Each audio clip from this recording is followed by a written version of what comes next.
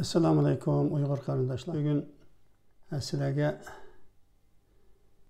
mening haqqimda chiqqan xatolı bir xabar haqida izoh berishni huzurida bildim, chunki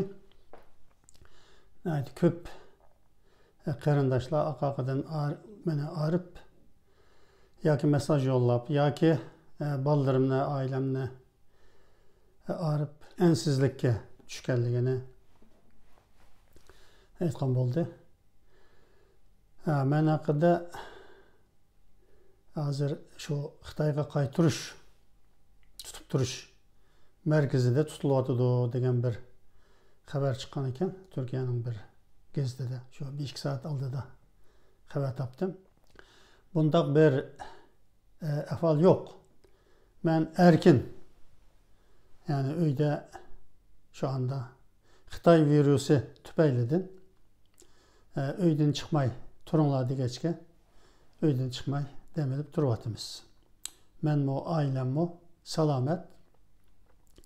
Başka Uygur qarindaşlarının menden ensirep bana telefon qilgan, ailemge, ballarımga telefon qilgan Uygur ve Türk qarindaşlarının hemmesiga rahmet eytimen.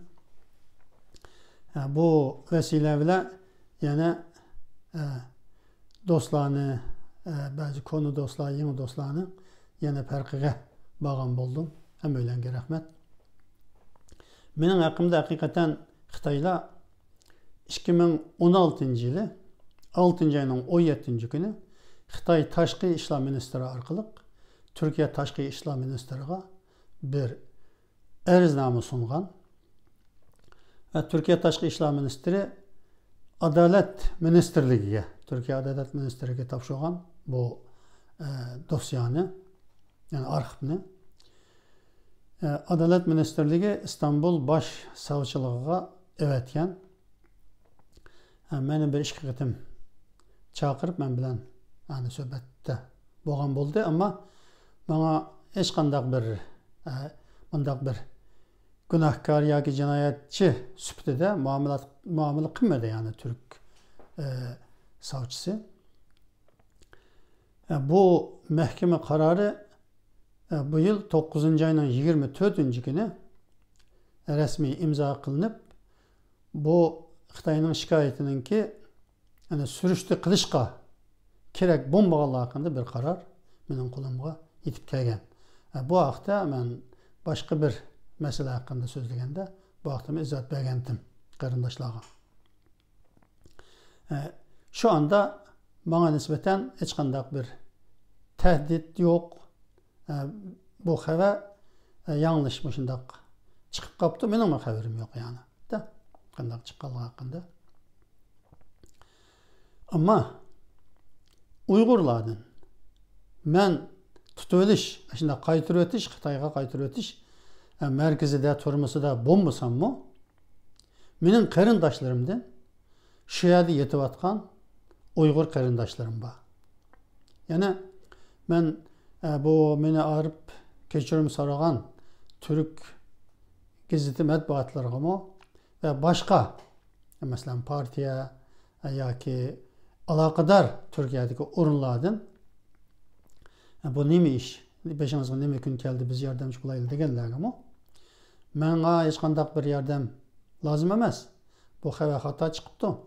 Ama mening Uygur qarindoshlarımdan mushundaq hayatı tehdit astida qaytırıp ötish ihtimali bo'lgan qarindoshlarım yetyotidi.